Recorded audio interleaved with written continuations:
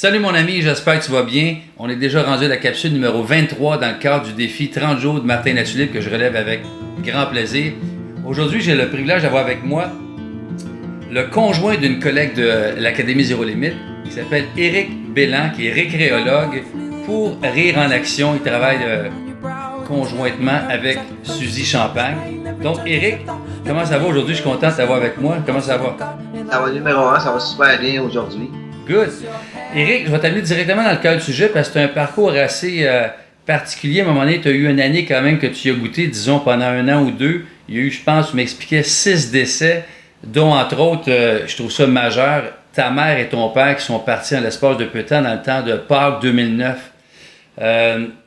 Je pense que c'est ton père qui est parti en premier puis ta mère est partie après. Fait que j'aimerais ça que tu reviennes dans cette époque-là. Je sais que c'est peut-être un petit peu douloureux, malgré que ça fait 6 ans. Tu vas nous partager un petit peu comment tu as vécu ça, cette période-là, vraiment quand même intense, là. Ben, j'ai pas trouvé ça facile parce que mon père s'est suicidé dans la nuit du dimanche au lundi de Pâques. Le dimanche, on est allé le voir et tout. C'était plate à la maison, il faisait rien. On était parti faire un dîner avec lui pour fêter Pâques avec toute la famille, moi, Suzy et son enfant. Ma fille n'était pas encore née. Et par la suite, on est parti rejoindre ma mère à Palier-à-Vie parce qu'elle est en phase terminale. Dans la nuit de dimanche au lundi de Pâques, lui, il s'est suicidé. Ça a pris 2 jours avant que les voisins le trouvent, on ne savait pas. Une chance qu'il y avait une émission qui s'appelait Star Academy, au lieu de jouer le dimanche, vu que c'était Pâques, ça l'a joué le lundi. Sinon, c'était moi, Suzy et son enfant qui le trouvaient. Ça a été mieux ainsi, comme ça, qu'on ne le trouve pas nous autres mêmes. Je l'ai appris au travers, je l'ai appris que je m'en vienne à la maison voir Suzy. Je me suis emmené à la maison, Suzy m'a dit que mon père s'était suicidé. Là, j'ai pogné les nerfs, là, j'ai dit ah non, pas vrai, tabarnak, il s'est suicidé. Là, c'est le goût de la marque, comme on pourrait dire. Par la suite, on est descendu à Saint-Jérôme. J'ai été identifié le cadavre. J'étais malade, ça se peut pas comme il était malade. Mais Éric, je t'arrête juste une seconde. Est-ce que y avait-tu des signes que ton père passerait à cet acte-là quand même il nous avait majeur? dit quelques mois avant, ou quelques semaines avant, j'ai été diagnostiqué tendance suicidaire par un psychologue ou un psychiatre, je ne sais pas trop quoi, à l'hôpital de Saint-Jérôme. On a fait des démarches, moi et mon frère, pour qu'il reste à l'hôpital et tout. Ça n'a pas marché et tout. Il nous avait lancé ça de même. Il avait dit ça qu'il y avait un de mes oncles, sa femme, moi, Suzy, puis on était 5-6 dans la chambre, puis il avait dit ça de même. On pris ça au sérieux, mais on a laissé tomber ça parce qu'ils ont dit qu'il était normal, que ça n'arriverait jamais. C'est ce qu'ils nous avait dit à l'hôpital. Puis par la suite, le mercredi, c'était ma mère qui décédait du cancer généralisé vers 15h en après-midi. Wow, en tout cas, j'ai pas de mots pour ça quand tes parents dans la même semaine, back à back. OK, puis comment tu vivais ça? Quelle émotion qui montait à travers tout ça? Tu devais sentir dévasté? Ouais, j'étais comme je venais de perdre mes 2 parents. C'est pas facile de perdre tes 2 parents, tu sais, quand t'en perds un. Comme ma mère, elle, on était prête, on savait qu'elle était pour décéder, on avait vécu notre deuil un peu par avant, tu sais. C'est sûr, c'est pas facile de perdre sa mère, mais quand mon père, lui, c'est direct comme ça, c'est plus un choc qu'on vit, là. C'est de l'apprendre puis de régler tout ça là, par la suite, là. Tu me partageais tantôt avant l'entrevue que tu vivais de la frustration, de la colère, des trucs comme ça. Frustré que mon père soit parti, parce qu'il y avait encore plusieurs belles années à vivre, puis regarde, il aurait pu voir grandir ma fille aussi à travers ça, là. Ah oui. Tu sais, il y avait des problèmes de santé, oui, il y avait de l'apnée du sommeil, ces choses-là, mais sauf qu'il avait déjà perdu sa première femme d'un cancer, probablement qui n'était pas capable de vivre le deuxième. Ce que je me suis fait dire par la famille, du côté de mon père, que s'il n'aurait pas eu d'enfant à sa première femme, il serait déjà mort. Il n'aurait pas passé au travers. Et tu es allé chercher de l'aide? Tu es allé chercher des ressources pour pallier à ça? Parce que c'est quand même majeur, là, quand même, quand nos parents partent. Suzy m'a allé voir le médecin à 2 ou 3 reprises. On est allé voir le médecin parce que j'avais de la misère à respirer, ces choses-là. On est allé voir le médecin. Par la suite, au salon mortuaire, il y a une maison qui m'a conseillé d'aller voir le Faubourg parce que lui avait perdu son fils, mon cousin, d'un suicide. Il m'avait conseillé d'aller chercher d'aide parce que sinon je passerais pas au travers et tout ça. Parce que ma tante, elle n'a pas été voir de l'aide, puis elle a eu beaucoup plus de difficultés à passer au travers que mon oncle. Quand tu parles de Faubourg, ça c'est un centre d'aide, ça, Faubourg? Ouais, c'est soit pour les gens qui ont tendance suicidaire, oui, ou pour aider les gens qui ont vécu un deuil par suicide. Puis donc, ça t'a aidé vraiment d'aller au Faubourg. Tu étais allé là un bout de temps, j'imagine, pour y vivre. Là, jusqu'à plusieurs mois. Là. OK. Mais au début, ça allait bien, jusqu'à temps que je perde ma job. Quand j'ai perdu ma job, là, j'avais plus d'argent, plus de job, plus rien. J'avais rien qui rentrait. Là. Je me ramassais avec plus rien. Là. Je me ramassais comme quasiment tout nu dans la rue, là, on pourrait dire en bon terme. Il a fallu que ma femme m'aide financièrement et tout. Là. Puis aujourd'hui, depuis, ça c'était en 2009, tu es allé consulter quoi, pendant 1 an ou 2 ans là, avec... 6 à 8 mois à peu près, là, que j'ai consulté. Là. Puis aujourd'hui, quand on te parle de ça, tu dois avoir, écoute, on libère pas, ça peut prendre toute une vie à libérer nos parents, vraiment. Là, comment tu te sens aujourd'hui par rapport à... Tu as eu d'autres décès aussi dans cette étape-là de vie? Oui, j'ai eu quelques-uns avant, puis par la suite, on a eu 6 en 2 ans. Là, j'ai eu ma grand-mère, un oncle, des cousins et tout. Là. Mais ça n'a pas été facile. Là. J'ai passé au travers, puis on chemine avec tout ça. Là.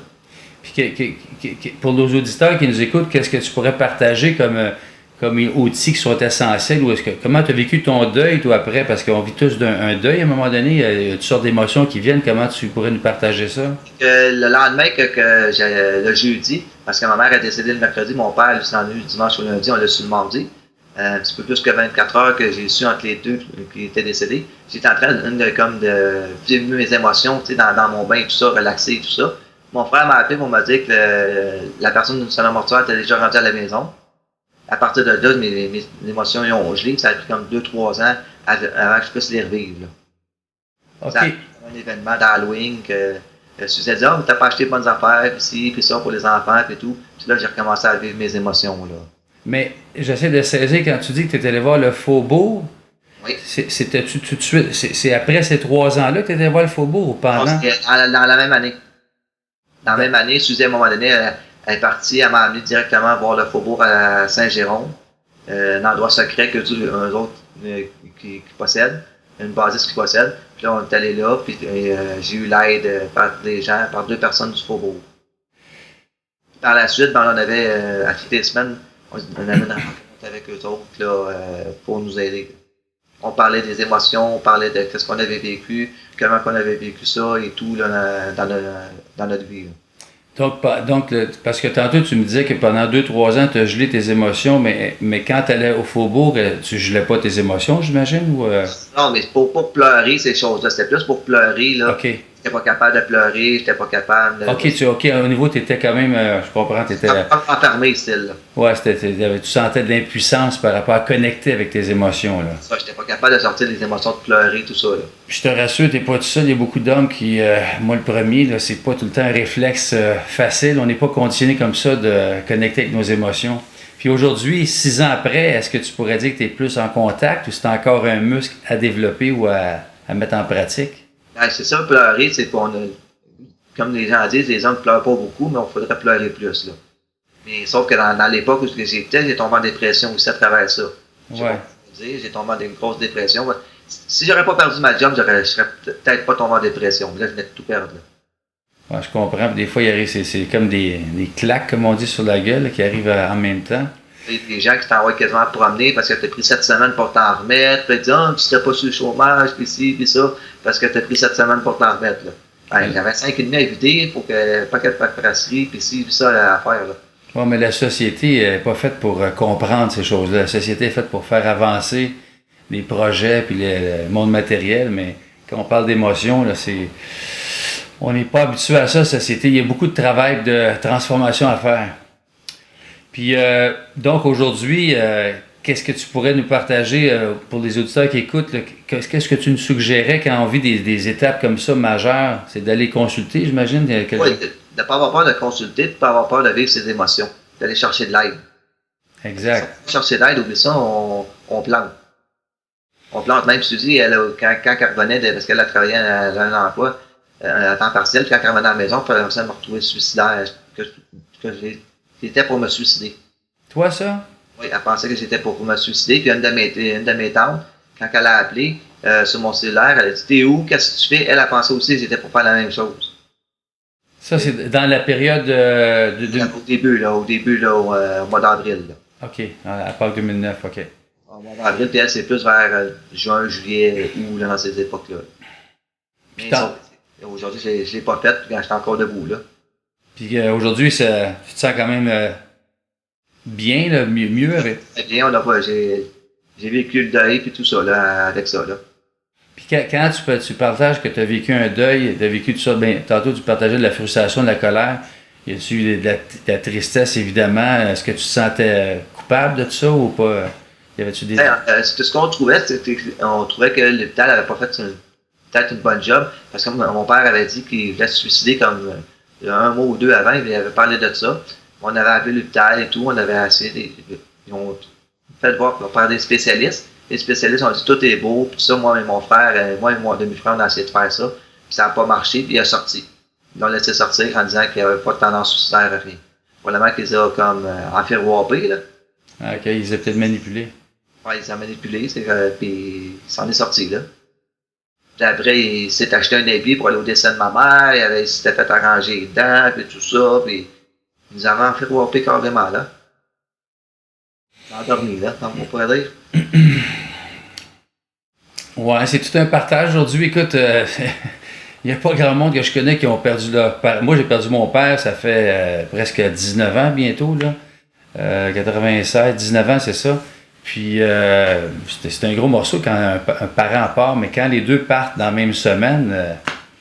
Ouais, mais quand la personne est malade, puis tu le sais qu'elle va décéder, tu as le temps de vivre un peu ton deuil. Et quand c'est un suicide, c'est plus difficile, parce que tu ne le vois pas venir. C'est comme un accident de voiture, quand tu perds un être cher en accident de voiture, tu ne l'as pas vu partir, là. Puis suicide, comme tu dis, il y a peut-être l'impression que tu dis pourquoi qu'il nous laisse et puis s'en va, puis c'est comme tu te sens comme bizarre là-dedans, tu sais, c'est l'impuissance, on a essayé, puis on n'a plus rien faire. Ben écoute, merci de ton partage inspirant, mon cher Éric. Fait que si vous avez des commentaires, les auditeurs, c'est sûr que c'est un sujet quand même. J'ai pas tous les mots pour ça. Je suis pas habitué de partager sur le suicide, mais ça fait partie justement des hommes qui s'expriment. Puis plus on va s'exprimer en tant qu'homme, mais plus on va sortir de notre isolement, puis on va s'éloigner des dépressions puis des tendances suicidaires. Fait que je vous encourage, messieurs, à participer, puis à vous exprimer, à connecter avec vos émotions, à chercher des outils. Ça existe partout. Alors, merci beaucoup, Éric. Si vous avez des commentaires, comme je disais tantôt, écrivez-nous au bas de la capsule et partagez la vidéo. Puis je vous dis à une prochaine. Merci beaucoup. Salut, Éric. Merci.